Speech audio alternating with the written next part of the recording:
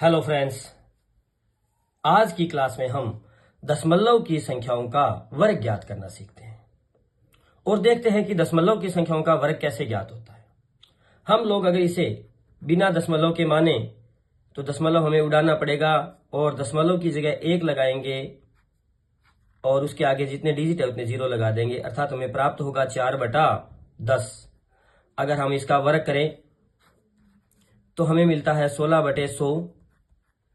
पुनः दशमलव में परिवर्तित करें तो 1 के साथ नीचे 2 जीरो है तो हम अंत से 2 छोड़कर पॉइंट लगाते हैं, अर्थात हमें परिणाम मिलता है 0.16।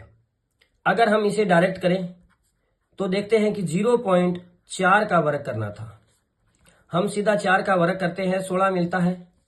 चूंकि यहां 1 छोड़कर पॉइंट था और वर्ग करना था तो हम 1 छोड़कर पॉइंट का दुगना करेंगे तो 2 छोड़कर पॉइंट लगाना पड़ेगा और हम यहां पॉइंट लगा देते हैं। इसी प्रकार देखें 0.07, हम लोग डायरेक्ट 0.07 का वर्ग करना चाहते हैं तो हम 7 का वर्ग करेंगे 49। चूंकि यहां 2 छोड़कर पॉइंट है तो वर्ग में हमें 4 छोड़कर पॉइंट लगाना होगा, तो 1 2 जीरो अपनी तरफ से लगाएंगे और पॉइंट लगाएंगे। पॉइंट से पहले कुछ नहीं है तो 0 लगा दिया जाएगा। Then the square of 0.07 is equal to 0.0049। अब 0.15 का वर्ग अगर हमें ज्ञात करना है तो हम इसके लिए 15 का वर्ग करते हैं, हमें मिलता है 225।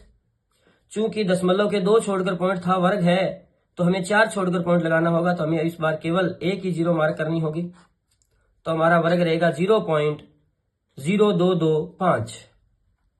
इसी प्रकार 0.025 का वर्ग अगर हमें करना है तो हम सबसे पहले 25 का वर्ग करते हैं और हमें मिलता है 625।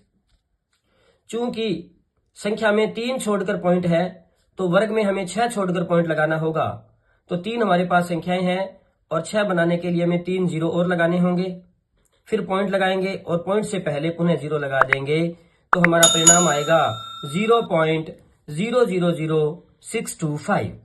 यह हमारे आंसर रहेंगे।